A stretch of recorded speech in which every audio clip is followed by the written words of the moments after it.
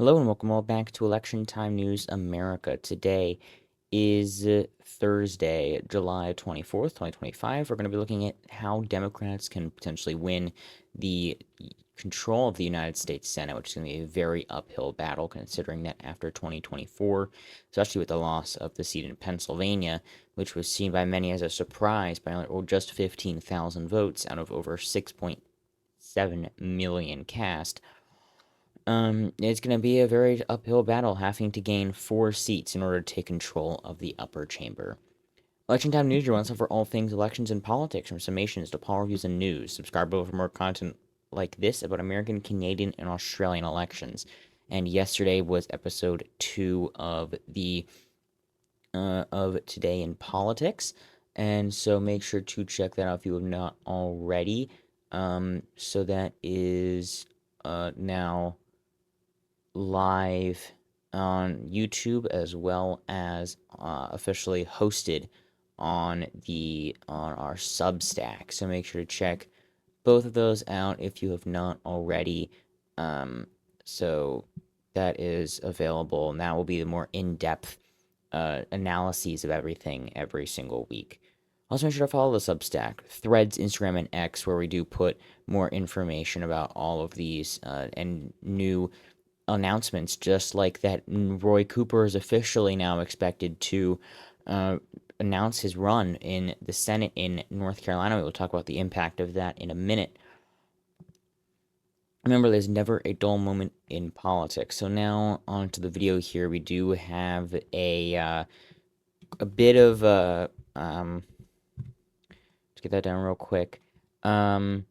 Bit of an uphill battle for the Democrats. Definitely much more so even than they did at this point in after 2018.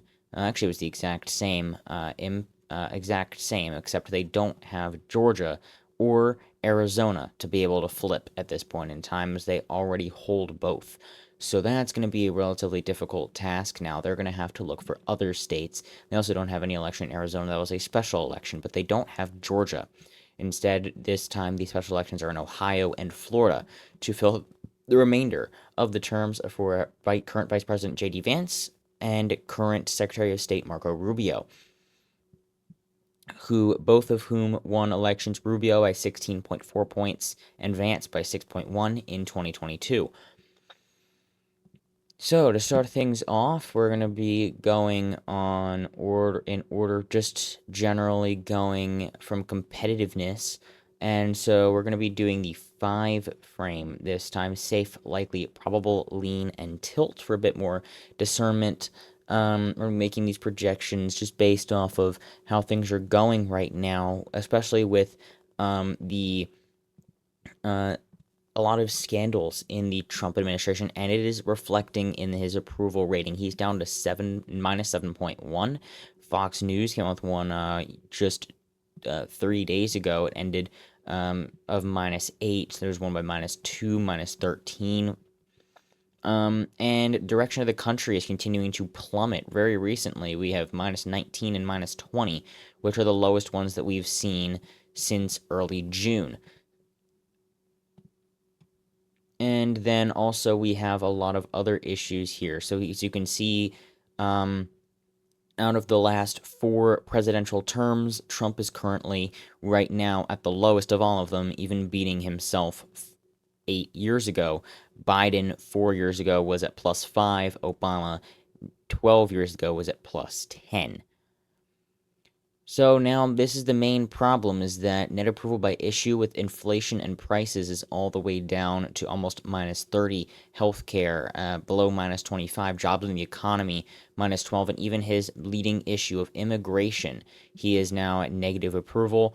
He also has negative approval in almost every single state except for a few in here, and with just 2024 voters in every single one of the main 7 swing states by at least -4.5%. He is also underwater with every single demographic. White voters is plain even. Yesterday, there was a poll that came out with 50-50 approval, but every single other demographic is in fact negative. Also, the most important issues right now is, in fact, the economy. As we saw up here, he is quite a bit underwater on the economy. Jobs in the economy, he is around minus 12. So all that together means that there's not much approval with the current administration, which tends to happen, as we saw against the Biden administration as well. A lot of disapproval against the incumbents, and so that's going to most likely translate to a continued trend where the party in power in the White House will on net lose House seats, which we did see in the video 2 days ago. But the Senate is a bit more complicated, as there's a few more dynamics in play. But as we do see more of the time than not, they do in fact lose seats. In 2014, Democrats lost 9 Senate seats. In 2010, the Democrats lost 6. In 2006, Republicans lost 6. But then there's a few exceptions. In 1998, there was actually a blue wave that was generally seen as a wave against the impeachment of Bill Clinton. And in 2002, that was the post 9/11 surge of support for the Republican Party. That's generally what happens during wartime. But then it continues. But then you go into 2018 and 2022, were generally due to the unique environments of that time.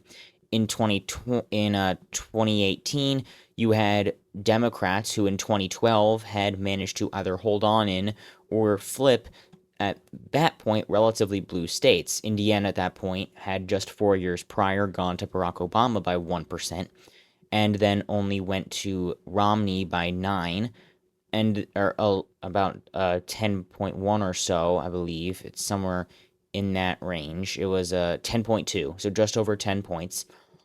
But then you go to 2018, and it had gone to Trump by over 20. Same thing for Missouri. Hawley was able to flip that seat there. North Dakota in 2012 was a very, very narrow hold for Heitkamp, 0.91. Very, very close.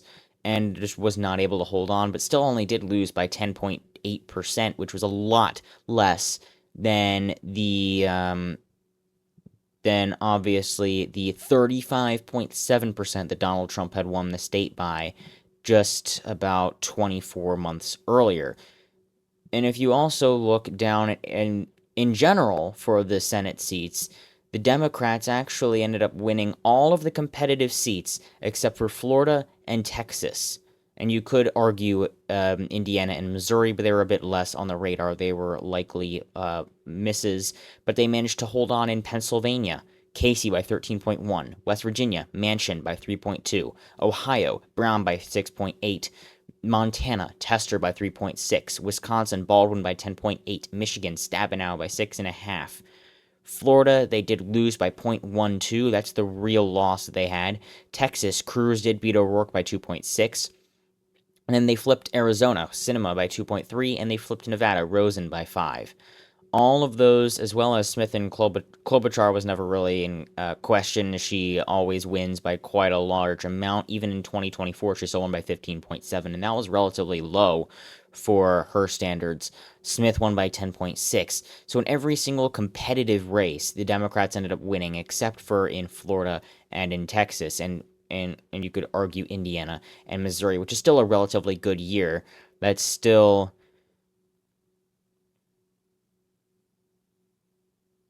8 seats compared to at most 4. That's 8-4 in general, and the exact same sort of thing in 2022. The Republicans did lose in Georgia. They did fail to get that in Georgia, but that was mainly because they weren't able to hit the 50% mark. Warnock did actually win the initial election as well, but then managed to win the runoff as well. But they did manage to win in North Carolina, in Ohio, in Wisconsin.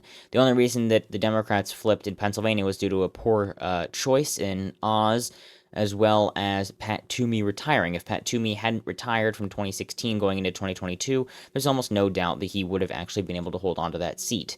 They did lose in Nevada, but this was also after the reversal of the Roe v. Wade decision. So that obviously did also have an impact. But they still did relatively well, all things considered, because it was generally a a year that the Democrats were in power. So they did lose one seat in the Senate. This year is going to be a bit different because it's going to be an interesting landscape. There's not much that the Republicans could gain in sensibly. Right now, we're looking at potentially the best case would be Georgia and Michigan in a really good year for the Republicans. If they could pull these both off, that would be phenomenal for their showing. But to begin, let's start off with the safe states for the Republicans. These are going to be by 11 or more percentage points. Idaho, this is a very, very safe Republican state. There's no contest here, basically. There's never really any contest at any point. Jim Risch has, in fact, said that he's going to run for re-election.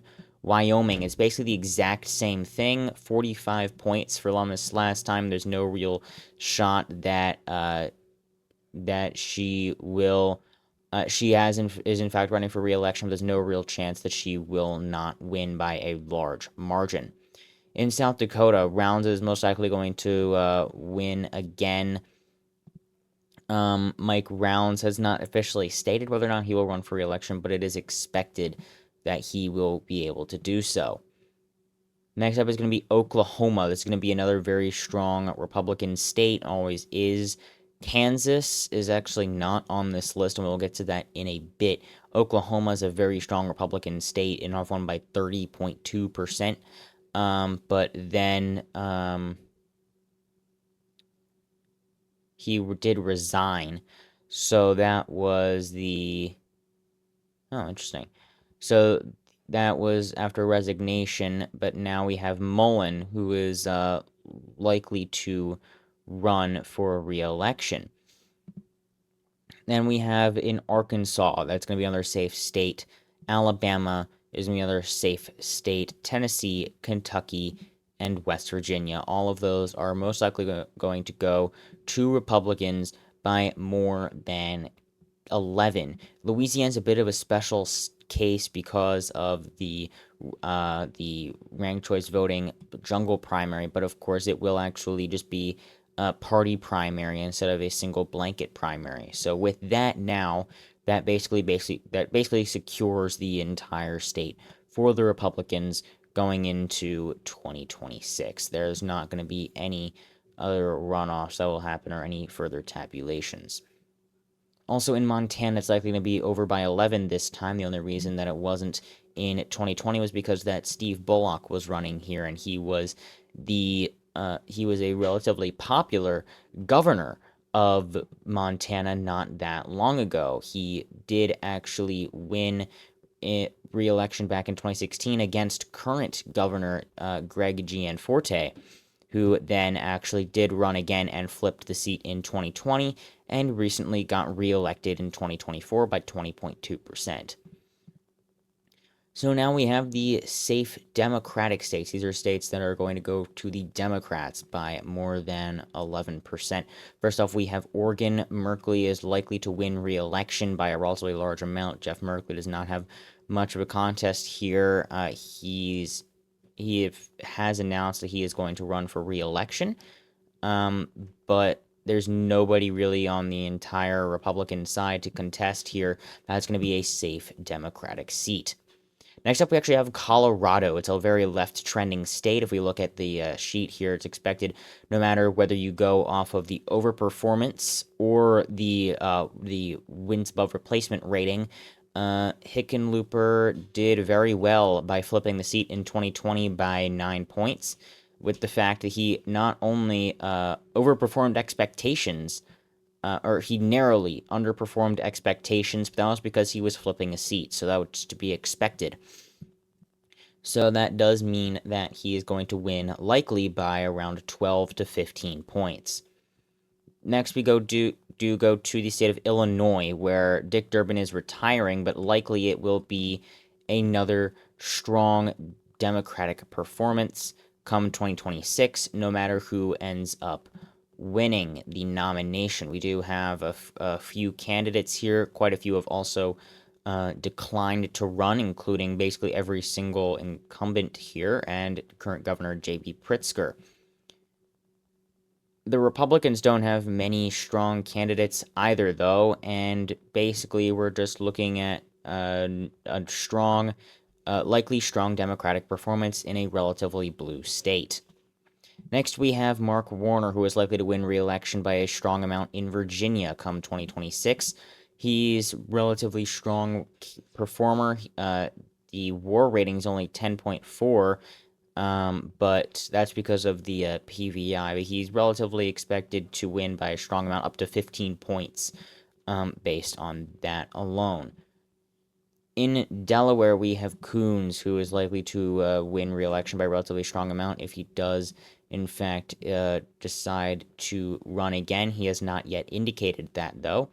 And in theory, Hunter Biden could run, but he is unlikely to challenge the incumbent if he does decide to run there. Next up, we have Cory Booker, who is likely to win re-election by a strong margin in New Jersey.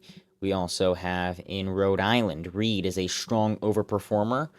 In Massachusetts, Markey is a strong candidate, and it's a very blue state, so it would be unexpected if there was any relatively low performance from any of them. So in that order, in New Jersey, Cory Booker is a very well-known candidate now and has done some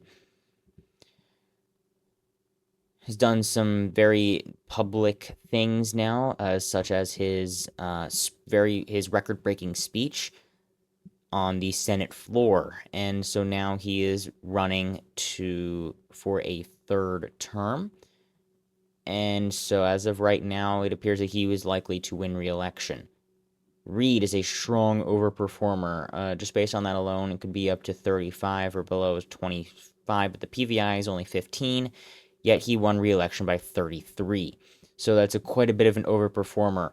And in Massachusetts, which was actually interestingly enough the exact same margin, just because of how well Reed does, Massachusetts, it's a very, very blue state. Markey may retire.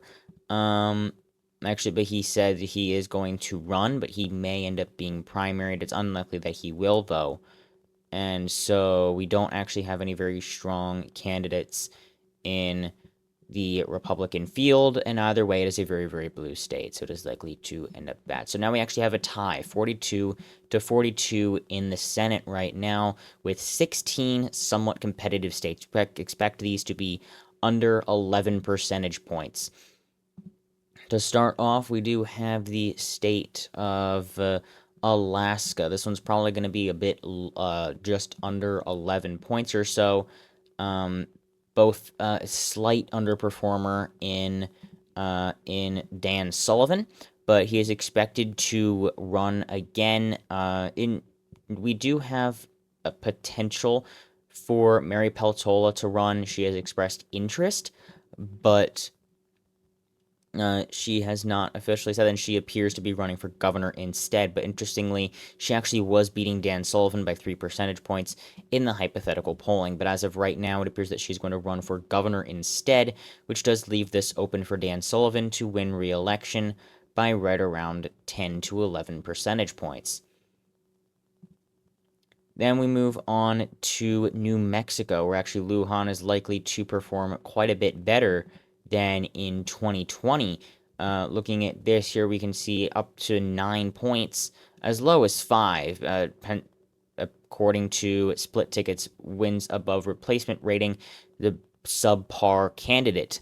But in a good year, I do believe they could definitely end up performing relatively well, and Lujan isn't a poor performer, taking over after Udall from 2014. And so now we have another test of how well Lujan could do. It might have just been that there wasn't an incumbent, that they now have the incumbency advantage. Next, we have the state of Kansas. This is also due to relatively poor candidacy. Kansas 8.7 or 8.1 based on these ratings. Marshall only won by 11.4 in 2020 as is, and that's already a relatively poor performance. Roger Marshall has not stated whether or not they will run again, but it's a relatively poor performance, not enough to actually put the state in any concerningly close territory, but probably around somewhere from 9 to 10 points, most likely just enough to make it likely on this map. Next, we go down to Mississippi, where we have Hyde Smith, who generally performs a bit under par, won by 9.98% in 2020.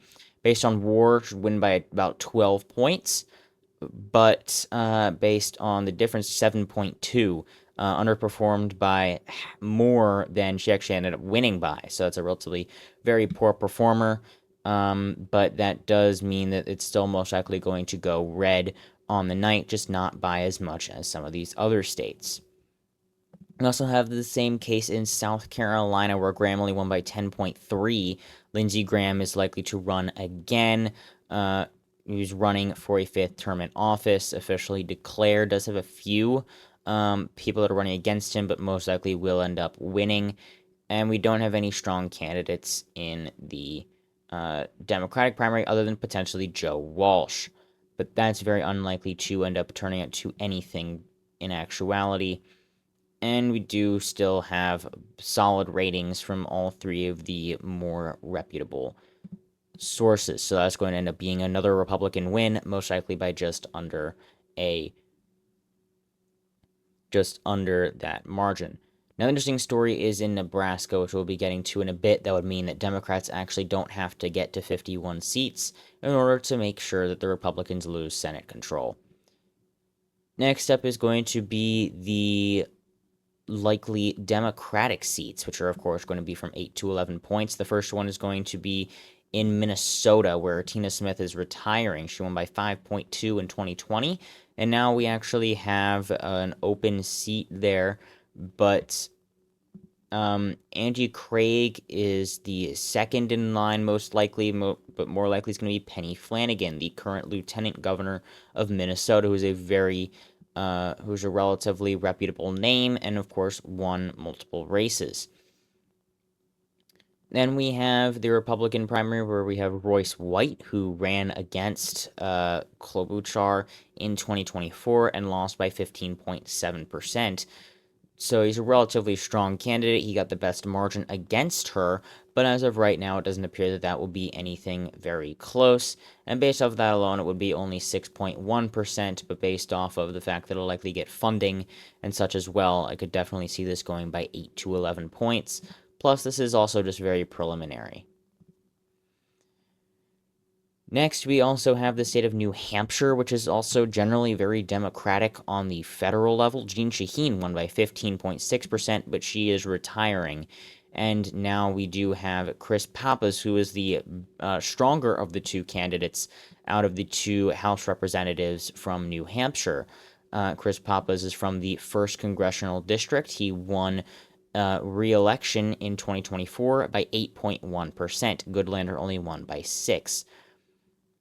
And so now very likely to end up performing somewhat well on the Republican primary side. They have Scott Brown, who was the U.S. Senator from Massachusetts from 2010 to 2013, who was the only Republican who managed to win a Senate race in Massachusetts in quite some time. Elizabeth Warren beat him for his re-election campaign in 2012. He managed to win that in a special election right after 2008. Next, we are going on to the the probable seats, from which are going to be races from 5 to 8 points. In this column, we're going to have the state of Texas for the Republicans.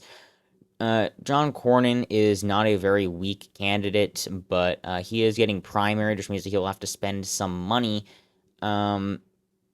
And so we have the Attorney General Ken Paxton, but to both, some of them have had some scandals present, and some of it has changed up the campaign a bit. If we look at that's for Canada. If we look at the general primary vote, the latest polls for the primaries, we do have every single time Paxton is beating Cornyn. Here, Paxton plus 22. He does actually hit 50% of the vote.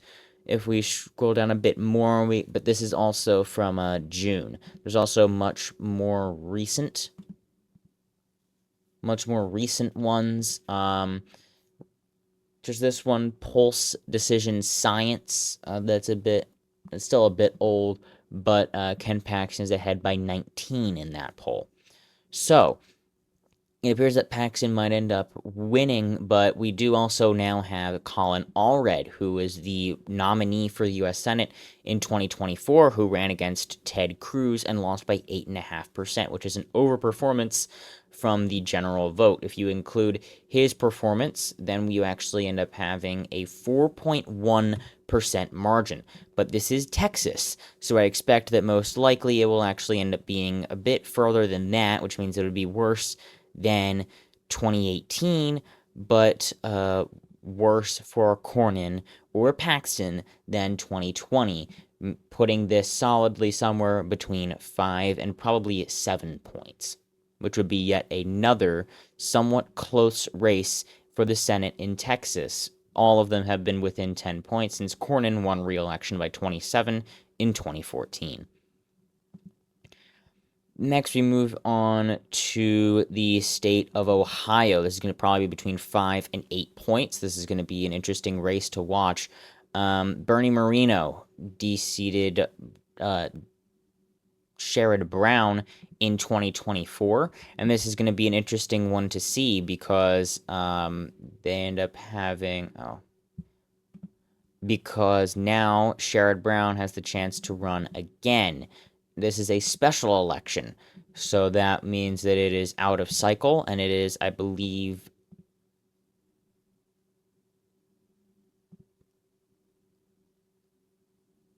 Class 3. It is a Class 3 seat. That doesn't sound right, but I'm pretty sure actually those are Class 1, because this is 2026 is Class 2. So 2024 was Class 1. 2026 is Class 2. I don't know. See, Wikipedia isn't right about everything. Alright, well, anyway. John Husted was chosen by Governor Mike DeWine to replace Vance in the Senate. And he is basically going to Cruz, and he has $2.5 million cash on hand. Democratic primary, Sherrod Brown in theory could run, but his time is running out for him to be able to easily be able to catch this seat. Plus, he has some other difficulties considering the fact that he also was losing to Husted in polls that were done in April. Same thing for Ryan, though he has declined to run. So at this point, the only shot the Democrats have of winning this race is with Sherrod Brown. He needs to decide to run relatively soon, otherwise this window will close entirely. Next up, we go down to Florida, where this race actually most likely is going to be a bit closer, considering that we have an unelected incumbent in Ashley Moody. We don't have any information on her, though, so the only guess that we can do is just 11.9 minus 0.5, which would be 11.4. But she's not necessarily a poor candidate by any means, but it's just that she's an unelected incumbent, and we also do have Josh Whale, who's going to be running. Based on that, we could actually go real quick and put this in here, see how he performed, if I could find that really quick, but I actually don't because he didn't win the election. But he did very, very well on the same in the same House district that Waltz won by 33% by just a few months prior. He only lost by 12, so that's quite a bit of an overperformance. So he could actually make this race relatively contested, probably not enough to actually flip the seat, but make it relatively close. Now for the Democrats, we have the probable seat of Georgia. Jon Ossoff is actually a very strong candidate. We could have most likely expected this seat in an environment like 2020 would have likely gone 3.5 points, 3.7 points to the left of where it quote-unquote should have gone. And that's also with the adjusted PVI. The PVI in 2020 was worse for the Democrats, so it actually is more of an overperformance than that. The WAR rating is 6.1, so right now we're looking at 4 points for both of them, because this also includes the WAR rating of the number one contestant right now for Ossoff, and that is currently Buddy Carter, the U.S. representative from Georgia's 1st Congressional District, who is a relatively strong candidate in his own right. He won by 24 points in 2024. So that's a relatively strong race right there that he should be able, but Ossoff should be able to win by on the lower end, probably just over 5 points when all is said and done. Next, we have the state of Maine, which would actually be a very, very close race. The Democrats, this is going to be one that they're going to have to pick off. On a general night, you'd probably expect that this could be very, very close, or potentially Susan Collins would likely end up winning re-election by 5 to 8. But if Democrats are going to be taking control of the Senate, they would absolutely need to pick up this seat. Also in Iowa, it's the exact same case, and the same thing in North Carolina, except not necessarily true in North Carolina. So now we're going to be splitting from a general prediction to how can the Democrats take control of the Senate. To start things off now, they cannot let Republicans win a single Senate seat from here out. And that's fine because they won't need to. Nebraska is a very, very Republican state. Sassy won by 38.3, but then Pete Ricketts won the special election in 2024 by 25 points. But now we also have the contest with Dan Osborne in there as well, who's a very strong candidate in his own right. And based on that alone, you can see that this race ended up going all the way down to 0.8% for Ricketts, which is a very close contest. He is likely to win, but he has $1.5 million on hand. But Dan Osborne also has a bit on hand, and he has officially declared his candidacy. He also, the poll that was done by his exploratory campaign only had him down by 1 point against Pete Ricketts, and he also only lost to Deb Fischer in a Republican year by 6.7%. So all that considered, this could absolutely end up being a time where you could end up having an independent end up actually taking a seat in the Senate. So that would be an independent. Most likely, this wouldn't be by a very large margin. Unfortunately, we're going to have to use make another color. It's going to be annoying. Bump these all down. But most likely, he would actually end up winning somewhere between nothing that huge. It is a very, very red state, but you could end up getting some moderate Republicans to vote on board, and this would probably be a lean seat between 2 and 5 percentage points, flipping the seat for Osborne. Next up, you would have the state of Michigan. This would be a probable seat, best case scenario. You don't have Gary Peters anymore, who was a bit of an overperformer, as you can see, based on the difference itself, which because he's not an incumbent anymore, it just does 0.7 minus 0.5, which would be 0.2. But Gary Peters actually wasn't apparently an underperformer according to the WAR rating, but he actually overperformed by 4.6%. The question here is what we're getting from the overall number here, 1.3%, and that's what comes from the fact that most likely the current candidate matchup for 2026 is going to be most likely El Sayed is I think Stevens is actually the most likely to win, and versus Mike Rogers is basically the presumptive nominee here. He's the one that ran against Alyssa Slotkin in 2024. Now, this is where we got the WAR rating from, and Slotkin's actually a very strong candidate, so it's probably more that Rogers is just not as strong as Slotkin, not that he's a weak candidate, which is something that we'll have to accommodate for later. But looking at the general election polling, Rogers is beating El Sayed and is somewhat tying with McMorrow, but Stevens manages to beat him basically every single time for all of the more recent polls. So the question is who ends up winning the Democratic primary, but according to these initial polls, if Haley Stevens ends up winning the primary, then the Democrats could potentially end up winning this race by somewhere around 5 to 6 points.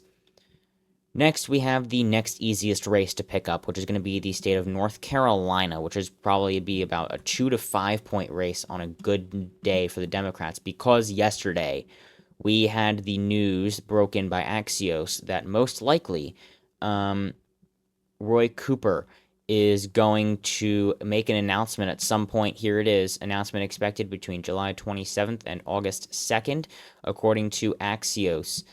They said that he would likely enter the Senate race next week. So this is not official, but if he does, it would immediately move the race towards tilt Democratic because the Republicans don't have very much left, especially after Thom Tillis retired, though that actually was better for the Republicans because he was a relatively weak performer. He actually underperformed by 2.31%, and the war rating was minus 3.2.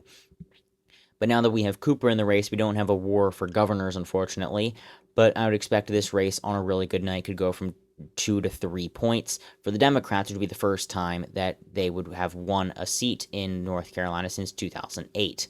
And the other state that they would pick up that would be a similar case would be in Iowa, which hasn't gone blue since 2008. This would be a very, very narrow flip, and that would be probably by just under 2 percentage points. But this is mainly because Joni Ernst is a relatively weak candidate. And if we look here by the difference rating, you have 3.7 point margin. She underperformed by 8.6.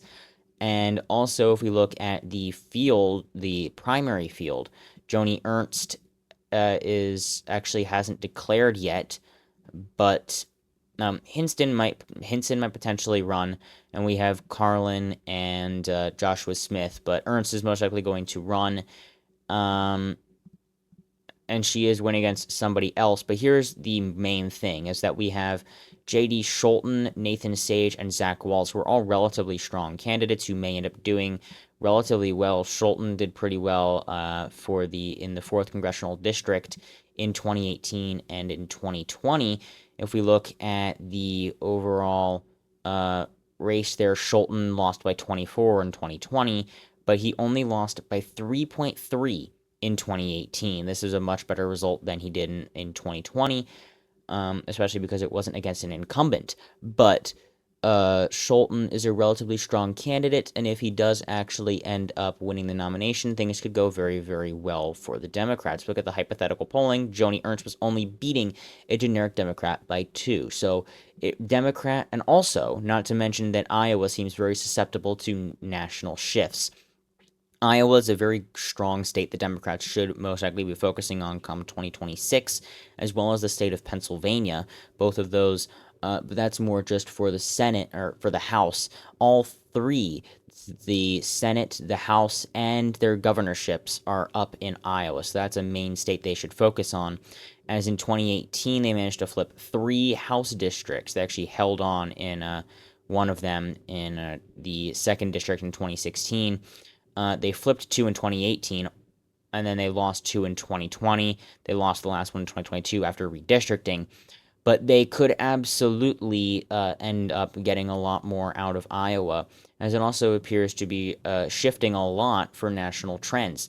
If you look at what happened from 2020, it was a relatively neutral environment. Trump won it by 8.2.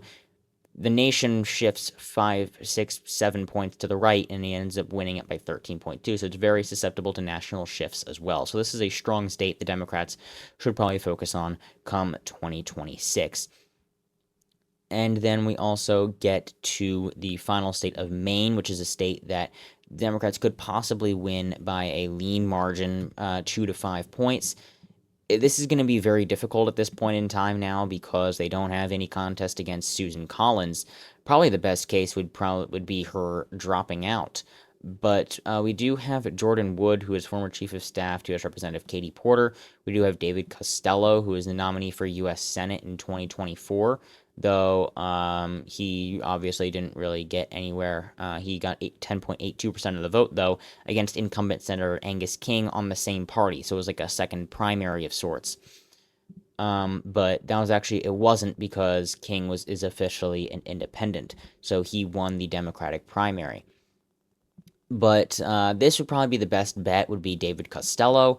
And if you look down at, there's no polling right now, but essentially it's going to be very, very close if he does end up winning the nomination.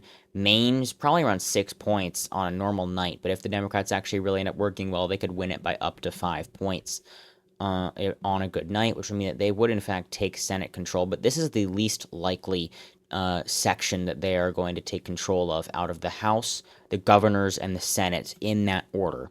So this is going to be a very difficult map. And for an actual projection right now, I'd expect that Iowa's going to probably be from 2 to 5 points, which is going to be worse than it was in 2020. But Ernst would, in fact, still win. If Cooper does end up winning, I expect he's going to win by just under 2 percentage points. Osborne might end up winning, but it would be under 2 if anything, and I wouldn't be surprised if Ricketts did end up winning by 2 to 5. And then in Maine right now, Susan Collins appears poised to win by about 2 to 5, maybe less than 2, maybe up to 8, since she generally ends up overperforming expectations like she did in 2020 when she was expected to lose, but then ended up winning by 8.7%, 8.6%. So that is all for today's video. This, again, just really quick, I'm going to go back to the, basically the Democratic flip Senate scenario. Thank you all so much for watching today's video. Make sure to leave ideas in the comments below. In 2 days from now, we're going to do the information on what happened on the Tasmanian election, compare results to the projections. And then after that, we have the Democrats taking control of the governorships. Those two might flip, though, actually, depending on how slowly or quickly those results from the Tasmanian election get tabulated. Make sure to check out the episode of Today in Politics that came out 2 days ago on Tuesday. And subscribe to the channel if you are not already, and all the socials are down below. Thank you all so much for watching. Have a fantastic rest of your day.